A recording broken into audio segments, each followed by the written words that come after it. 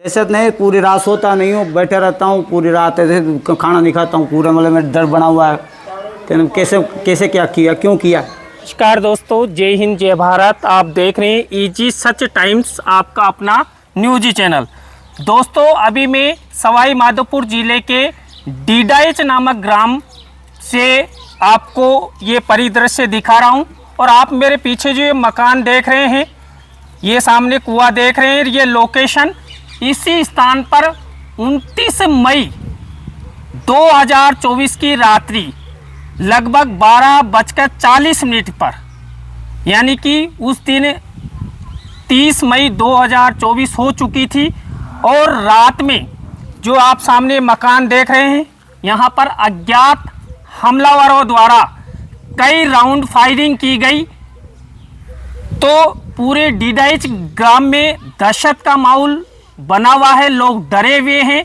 उस परिवार से हम आपकी बात भी करवाएंगे, आपको बताएंगे ये घटना कैसे हुई, क्या हुआ।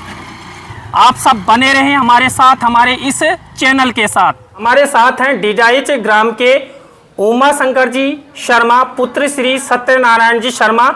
इन्होंने ही पुलिस थाना चौथ का बरवाड़ा में एक रिपोर्ट प्राथमिकी दर्ज करवाई है कि अज्ञात हमलावरों द्वारा इनके घर पर हमला किया गया। और इनसे बात करना चाहेंगे। सर, आप हमें 29 मई 2024 यानी कि उस दिन 30 मई 2024 हो चुका था, क्योंकि 12:40 पर यह घटना हुई। तो घटना कैसे हुई और उससे क्या क्या हुआ, आप हमारे दर्शकों को बताएं। जी साहब, मैं उमा शंकर शर्मा, डीडाइच निवासी। मेरे यहाँ मेरी माँ और मेरा छोटा पुत्र सोता हुआ था। अचानक 29 की रात को 12:30 से ऊपर, यानी 12:40 के लगभग हमला हुआ और बहुत ज़ोरदार धमाका हुआ और हमलावर यहाँ से भग के चले गए। तो आप हमें बताएं, जब हमला हुआ तो उस समय आप कहाँ थे? मैं छत के ऊपर था साहब। तो और सदस्य कहाँ पर सो रहे थे? और अंदर सो रहे थे, सभी पंखे चल रहे थे। तो ये किवाड़ बंद था? किवाड़ बंद थे साहब। तो हमला यहाँ बाहर हुआ है, जैसा अभी आप यहाँ देख सकते हैं इधर, हाँ, है ना। तो जो हमलावरों ने समथिंग कितने राउंड गोलियां चलाई होगी साहब? मुझे इतना तो पता नहीं है। फिर भी जो पुलिस ने बरामद किया है, तो उससे तो आपको लगा होगा ना, आपने जब पुलिस प्रशासन यहाँ आया तो समथिंग कितने गोलियों के छर्रे वर्रे ले गए? वो 4-5 लेके गए हैं शायद। 4-5। तो यहाँ पर देखिए निशान भी देख सकते हैं, 4-5-6 निशान हो रहे हैं। तो इससे कोई आपको नुकसान हुआ?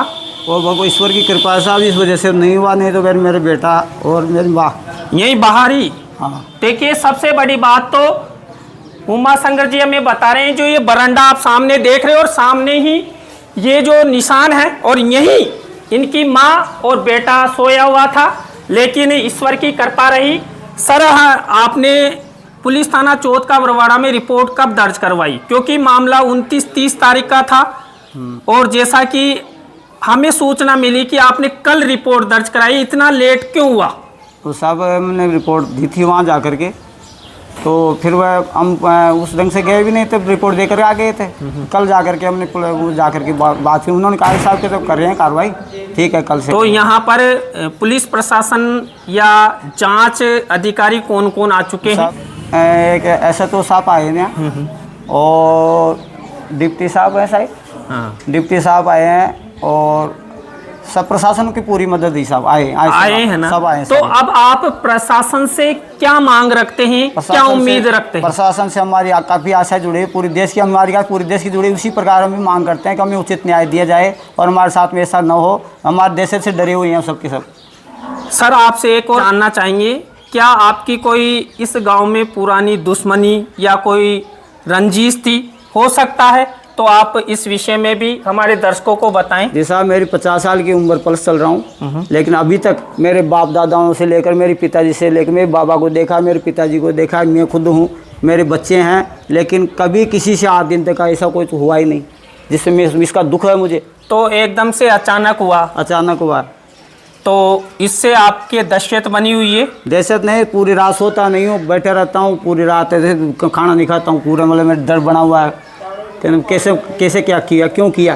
हमारे साथ उमा शंकर जी की माताजी है जसोदा देवी, जो उस दिन बाहर बरंडे में सोई हुई थी। तो माताजी आप हमें बताएं उस रात क्या हुआ और आपको कैसे पता लगा?